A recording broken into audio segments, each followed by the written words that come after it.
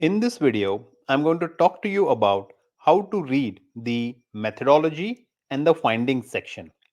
I have taken an example of my PhD student's thesis and I will show you how we have done the thematic analysis and how the findings section is written. So let's get started.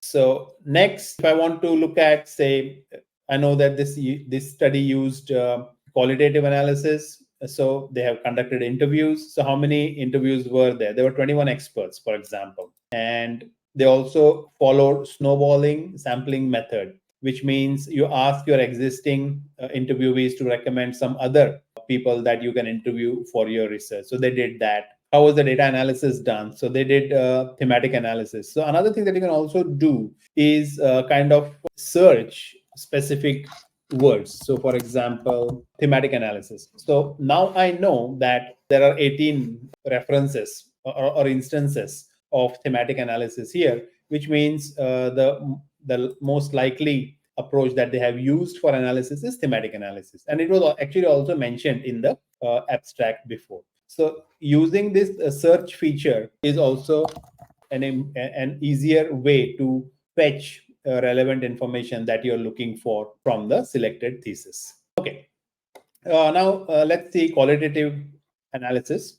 So this was the qualitative analysis part. You can see participant demographic. So who did the interview? What were the position? Who were the people? So there was senior management, project managers, developers. Those are the ones who were interviewed. What was the interview time? So minimum time was 21 minutes, maximum was 48 minutes. Where was the interviews done? Mostly in Australia, but also from US, Canada, India, New Zealand, and so on. So this is also some information that you need when you are glancing through the thesis. What else do we have? Challenges, then the summary of this thesis. So you can see this is the core key findings from the qualitative analysis. The findings are consistent with other studies in adoption in food in blockchain technology adoption in food supply chains because several parameters corroborate with the earlier studies.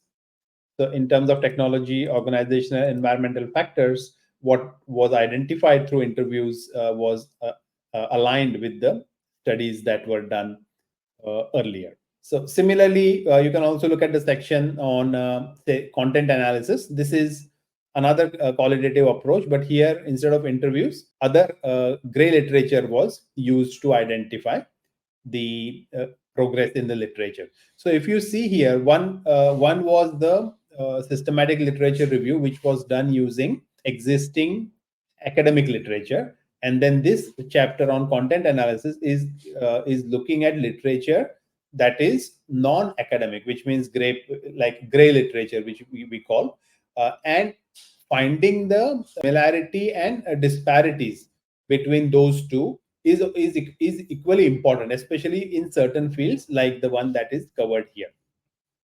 So having those two things together gives you a complete overall picture of the knowledge in this field rather than being biased only on academic literature or being biased only towards the gray literature.